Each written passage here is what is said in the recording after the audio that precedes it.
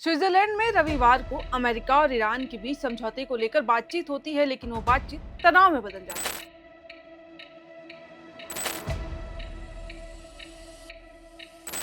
Iran की Tasnim news agency के मुताबिक अमेरिकी राष्ट्रपति डोनाल्ड ट्रंप की धमकियों से नाराज होकर ईरानी टीम ने बातचीत बंद कर दी और बीच में ही उठ के चले गए। एजेंसी का ये कहना है कि कतर के प्रतिनिधिमंडल से मुलाकात के बाद ईरानी टीम उस बिल्डिंग से साफ तौर पे निकल गई जहां पे अमेरिका के साथ बातचीत की जा रही थी।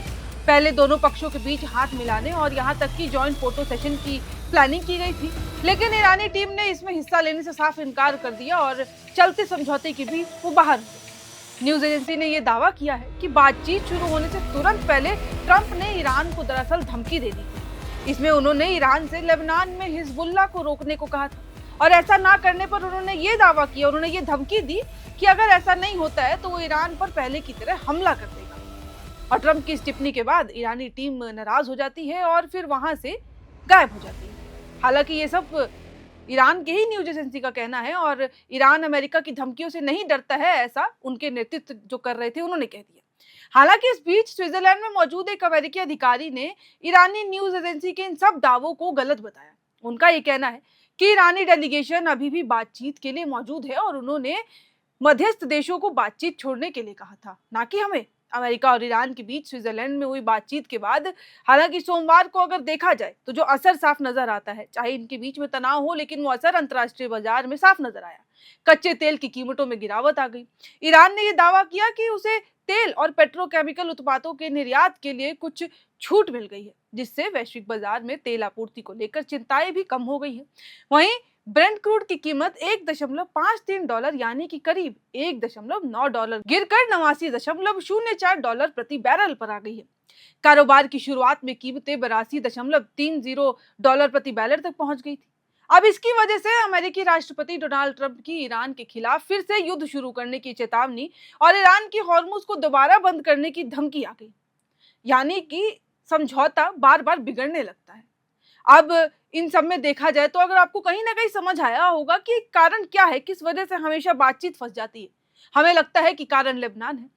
अब मैं आपसे यहाँ पूछती हूँ कि आपको क्या लगता है, इजराइल ट्रंप की बात सुनता है या फिर ट्रंप इजराइल की बात सुनता है? यानी किसके बिना कौन सा देश कमजोर है?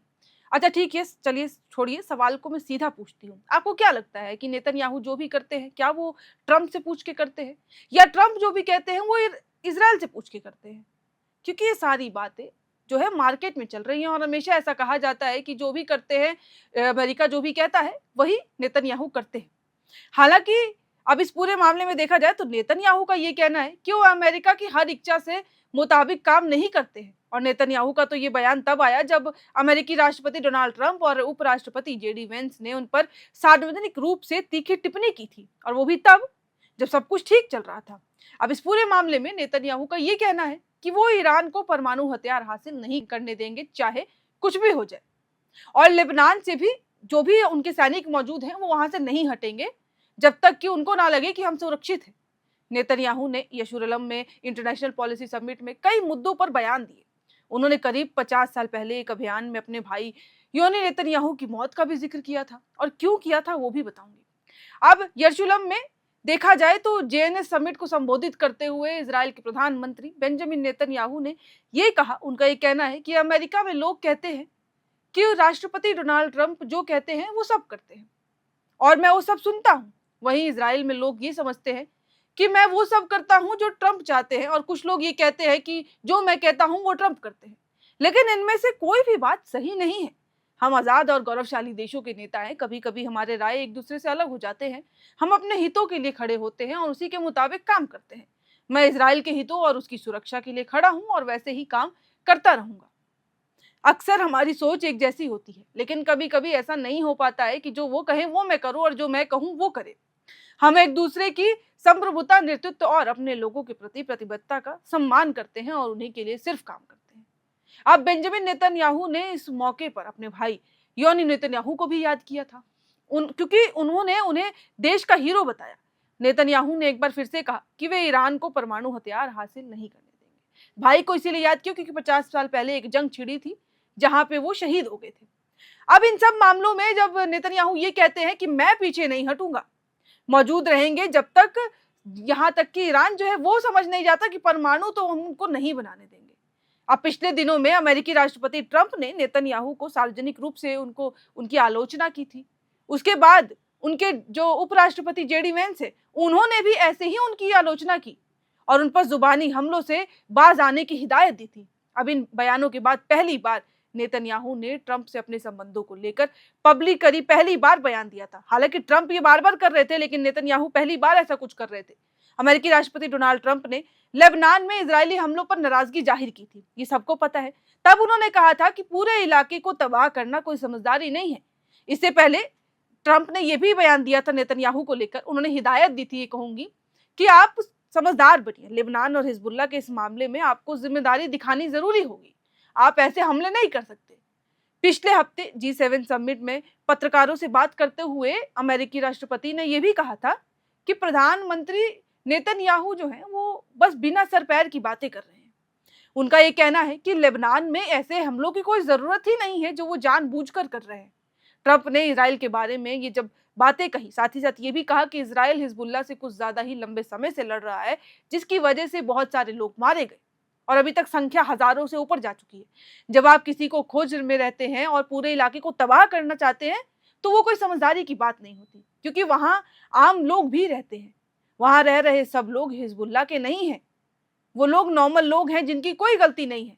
मैं इजराइल को सलाह देता हूं कि सीरिया को हिजबुल्लाह से निपटने दे। मुझे लगता है कि वो ये काम इजराइल के बेहतर कर सकते हैं। और डील साइन होने के दौरान ही बेरूत में उस वक्त अटैक हो गया। क्योंकि नेतन्याहू का ये कहना है कि ट्रंप जो मर्जी करे, ट्रंप अपने हिसाब से कर रहे हैं, मैं उनकी क्यों सुनूंगा। अगर उनको ऐसा लगता है कि उनके बिना इजराइल कुछ नहीं है तो उनको गलत लगता है। और ये बयानबाजी अब लगातार दोनों के बीच चल रही है। ट्रंप ने नेतन्याहू के साथ अपने रिश्तों के बारे में जब कहा था, तब सबको लग रहा था कि दोनों के बीच में गहरा संबंध है, दोस्ती है। लेकिन अब जब ऐसी बयानबाजी चल रही है तो साफ नजर आता है कि ये जो भी रिश्ता नजर आता है वो कहीं ना कहीं खोखला है। अब लेबनान एक महान देश है, ये सबको पता है। यहाँ पे जो भी कुछ हो रहा है वो सिर्फ इजराइल की गलती नहीं है, ऐसा इजराइल का मानना है।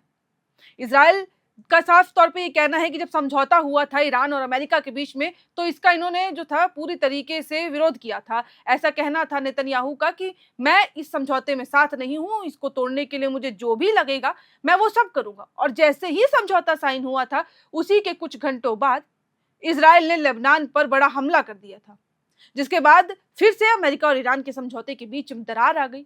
और कहीं ना कहीं डोनाल्ड ट्रंप इसकी वजह से भी नाराज हैं, क्योंकि उनको ऐसा लगता है कि जब समझौता डील साइन होने जाती है, इजराइल वहां कुछ ऐसी हरकत कर देता है जिसकी वजह से ईरान पीछे हट जाता है।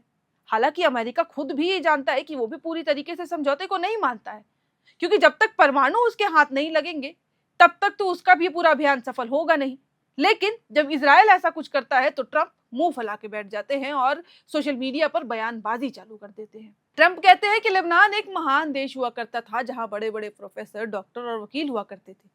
वो बुद्धिजीवियों का देश हुआ करता था, लेकिन अब वहां के हालात भयानक हो गए हैं। लेबनान के साथ बहुत बुरा हुआ, वो अपनी सुरक्षा ही नहीं कर सक रहे हैं और इसमें असफल हो रहे हैं। उनके पास हिजबुल्लाह है जो उनके लिए समस्या बना हुआ है। इसमें लेबनान की क्या गलती है। राष्ट्रपति ट्रंप के बाद अमेरिका के उपराष्ट्रपति जेडी वेंस, वो कहाँ पीछे हटते आजकल, क्योंकि सारी लीड डेलीगेशन को तो वही नेतृत्व कर रहे हैं। तो वो भी गुरुवार को बेंजामिन नेतन्याहू को चेतावनी देते नजर आए। अमेरिका के उपराष्ट्रपति जेडी वेंस ने करीब 45 मिनट तक प्रेस कॉन्फ्रेंस की। इसमें उन्होंने ईरान के साथ हुए समझौते के बारे में जानकारी तो दी, लेकिन साथ ही साथ उन्होंने अमेरिका के निकट सहयोगी, यानी कि जिनकी साथ मैं कहूंगी कि लड़ाई शुरू हुई थी, इजराइल, और वहां के प्रधानमंत्री बेंजामिन नेतन्याहू को नसीहत भी दी। उन्होंने कहा कि सबसे पहली बात यह है कि पूरी दुनिया में सिर्फ डोनाल्ड ट्रंप ही इकलौते नेता हैं जो इजराइल के प्रति सहानुभूति और समर्थन दिखा रहे हैं। साथ ही वे दुनिया के सबसे ताकतवर देश के नेता भी हैं। तो इजराइल को जो भी करना है वो सोच समझ के करना चाहिए। अब ये उनके उपराष्ट्रपति का कहना है। अब इजरायली मंत्रियों को संबोधित करते हुए वेंस ने यह भी कहा कि पिछले 3 महीनों में आपके देश की रक्षा करने वाले 2/3 रक्षा उपकरण अमेरिका नहीं बनाए हैं। उनका खर्च अमेरिकी करदाताओं ने उठाया है, हमने उठाया है। दरअसल इजरायली कैबिनेट के कुछ सदस्यों ने अमेरिका ईरान समझौते से असहमति जताई थी। उनका यह कहना था कि समझौता गलत है। जब तक ईरान परमाणु बम से पीछे नहीं हटता तब तक ये समझौता ठीक नहीं है। खुद नेतन्याहू इससे ज्यादा खुश नजर नहीं आए थे और उन्होंने ईरान के खिलाफ आक्रामक रवैया जारी रखने के साफ संकेत दे दिए थे, जिसके बाद अमेरिका बार बार इसका अपोज कर रहा था। अमेरिका को ऐसा लग रहा था कि हमारे बीच में जो वादा है वो केवल नेतन्याहू ही बन रहे हैं। हालांकि वो कहते हैं कि जब अपने घर शीशे के हों तो दूसरे के घर पे पत्थर नहीं फेंकना चाहिए, और ट्रंप इस लाइन को शायद समझ नहीं पा रहे हैं, क्योंकि ट्रंप लगातार, अगर याद हो तो ये लड़ाई जो थी वो इजराइल और ईरान के बीच में शुरू हुई थी, अमेरिका बाद में घुसा था, लेकिन अब ये जंग अमेरिका और ईरान बन गया है और इजराइल कहीं ना कहीं लेबनान के साथ अटक गया है।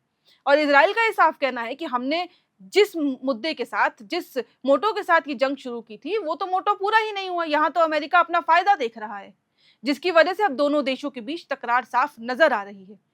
अब लेटेस्ट जो अपडेट्स आ रही है वो तो हम आपको बता रहे हैं, लेकिन ये कुछ बातें हैं जिनकी वजह से समझौता बार बार बिगड़ रहा है, और ये तब तक बिगड़ेगा जब तक लेबनान, यानी लेबनान भी नहीं कहूंगी, जब तक कि नेतन्याहू और ट्रंप के बीच में बातें सॉर्ट नहीं होती हैं। क्योंकि ट्रंप जो है उनका कुछ और मकसद है और नेतन्याहू है उनका कुछ और मकसद है। नेतन्याहू जो है वो अपने हिसाब से जंग को लड़ रहे हैं, लेकिन ट्रंप सिर्फ परमाणु हथियार खत्म करने के लिए लड़ रहे हैं। लेकिन फिलहाल आगे क्या कुछ होगा इस पूरे मामले में वो हम अब तक साझा करते रहेंगे, आपको पल पल की जानकारी देंगे कि आखिर लेबनान में क्या हो रहा है, हिजबुल्लाह क्या कर रहे हैं, वहां नेतन्याहू से ट्रंप को कितना असर पड़ रहा है, और ईरान जो ये दावे कर रहा है कि ट्रंप धमकी देते हैं, लेकिन वो बेबुनियाद धमकी होती है, क्योंकि हम धमकियों से नहीं डरते। जो भी कुछ होगा वो हम अब तक साझा करते रहेंगे। इस वीडियो में फिलहाल इतना ही।